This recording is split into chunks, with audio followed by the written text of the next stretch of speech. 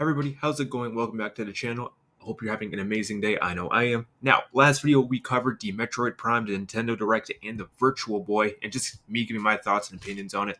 Overall, not worth it.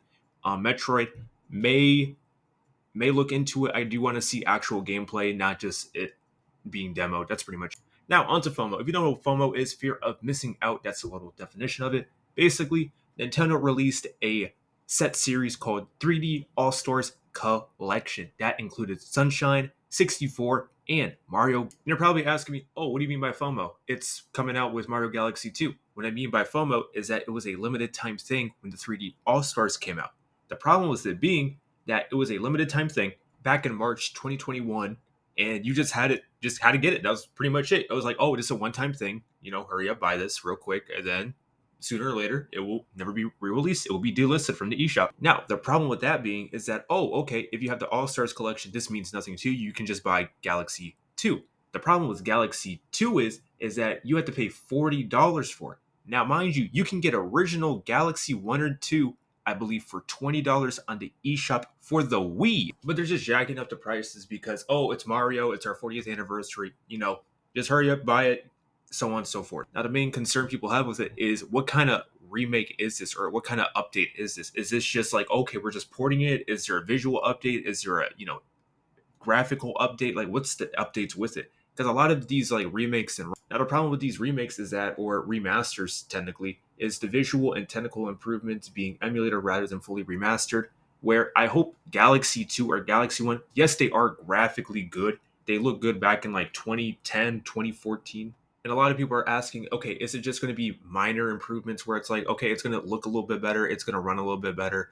Are they going to take away some features? Are they going to add some features? Like, what's the whole, kick and caboodle? And a lot of issues people have, me personally, I have, is like, it's just artificial exclusivity. It's just to market it, be like, oh, okay, hurry up and buy this, hurry up and get this real quick to drive the prices up for, to buy the game when it was originally $20. But since it's on a newer console, it's in a newer platform, oh, hurry up and buy this. You get the full game. There's no actual improvements to it. It's just a cash grab at the end of the day. Now, am I saying I'm right? No, I'm not right. I just hope that in the future, when this does release, it actually has improvements and not just be like, oh, by the way, it's still the same way it was on the Wii. It was the same way it's still on the Wii U. It's locked at 30 FPS. There's no updates to anything. It still runs the same. We're just paying $60 for it. Like, if I can be proven wrong on that, great, fantastic. But if it's still that way, where it's like 30 FPS and nothing improved, then nah, man, that's just a scam. But on to Pokemon, I gotta say, looking at the Pokemon kind of direct, it was cool seeing the new Mega Evolutions. But I gotta say, it's just why? Why would they make it to where you gotta get the 3 Kalos starters? Plus, you need Switch Online to actually access the content to get the full megas. Now, they do come into cycles for like the seasons, but still, you need to have Switch Online for season 1. You need season 2 online. You need season 3 online. It's like you're already paying $80 for Pokemon ZA. Now you got to pay an additional $50 worth, and then the additional $30 worth of DLC to then add an additional $20 of online content. Not to mention, it builds into the scarcity where it's always online. Now, if they do like an offline thing where it's like, okay, you automatically get the rewards, to do an in-game system where it's like, okay, you get all the Mega Stones, you get all this, you get all of that. Cool, great. But the way it's promoting, it's like, okay, if the servers ever shut down, you're screwed out of getting these Mega Evolution Pokemon. Not to mention the fact that you're paying like almost $170, if not $200, to get all the content, to get the DLC, to get the new Pokemon X and Y Raichus. Like, man, what's going? Like, it's just a cash grab at this point. Man, if I want to get scalped, I'd rather go to the local Target near my house and pay $45 for a single pack of Pokemon cards. Now, speaking of money, they're going through a lawsuit right now with the Pokemon Company due to the fact that, if you don't know, Power World's recently released, and it's like making big waves of it being its own game, its own little franchise. And Pokemon does not like that. It does not like the fact that, oh, it's taking its innovation and actually making it into something better. It's mad at the fact that, oh, you took our, capturing things mechanic and made it into your own thing. Wow, crazy. It's almost like we have free ideas going around, and the same thing can be said about them making Pokepia.